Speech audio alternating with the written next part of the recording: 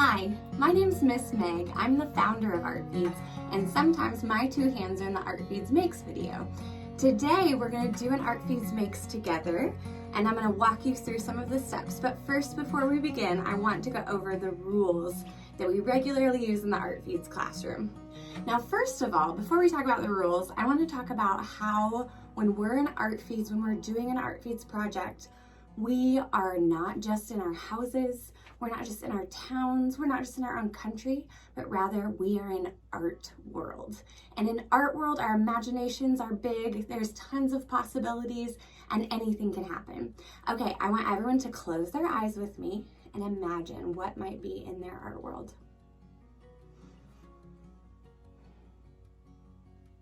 Okay, open them.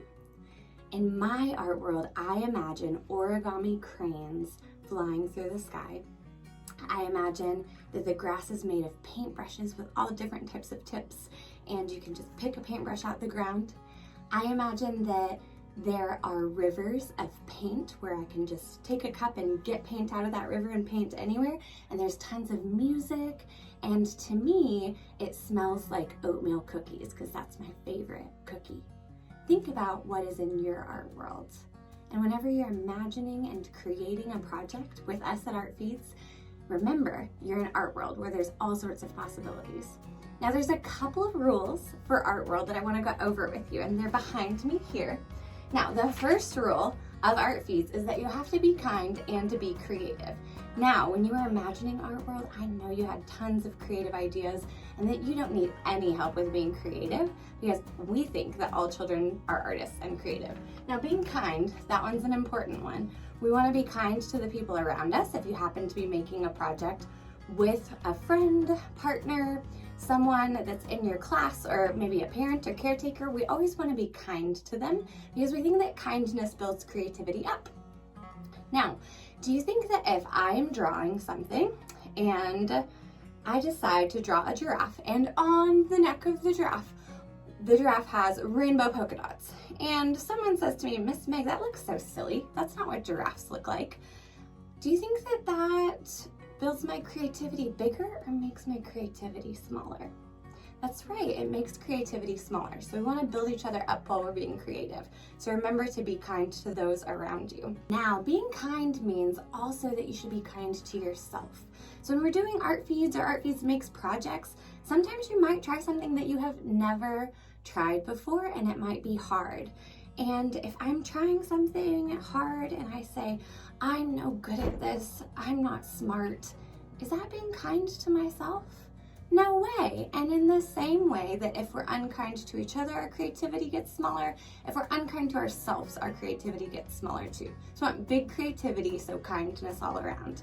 Now, rule number 2 is never say I can't. Now, I know I just said those words, so we're going to say them a few more times, but then we're going to get rid of it. Because, like I said, when we're doing an Art Feeds Makes or we're doing Art Feeds projects, we might try stuff that we've never tried before. And if we try it and we fail, that's okay because it means that we're learning. So instead of going, I can't do this, I'm no good. Instead, we could say to ourselves, I can do this. I'm gonna try again. I'm gonna learn, I'm learning something. Or you could say, hey, can you help me, to someone around you? So since we don't need those words anymore, we're gonna say them one more time and get rid of them. So I want you to search out where the trash can is in the room that you're in and cup your hands like this and say those words one last time. I can't. Now crumple them and throw them in that trash can. We don't need them anymore. Okay, now rule number 3 is there are no wrong answers. So when I do a project or I show you how to do a project, your project might look totally different than mine, and that's good because it means that you're using your own creativity to make your project uniquely yours. So if I decide to make a giraffe with a rainbow neck, is that wrong?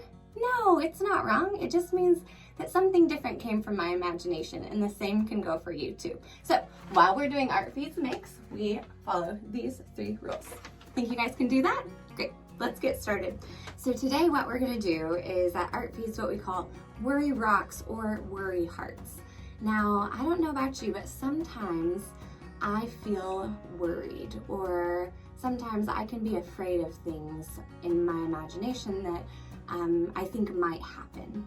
And if that happens for you sometimes, we're going to give you a tool today that you create yourself that can help with that. It's called a worry rock or worry heart. Now, the purpose of this is we're going to make a small heart or a small rock, and you can keep that in your pocket or somewhere near you, so that if you start to feel feelings of fear, or if you start feeling scared or worried, you can grab that rock or heart and you can rub it and take a deep breath, and that will help you come back to calm. So to get started on this, you just need a few supplies from your household and probably a little bit of help from an adult. So we will use 1 cup of flour, we'll use half a cup of salt, and then you'll have a cup of water to work with as well. You'll also need access to an oven and help from an adult to help bake our worry hearts or rocks. And after we bake them, we're gonna give them color with watercolors and also with Mod Podge. So you'll wanna gather those supplies and then we can get started.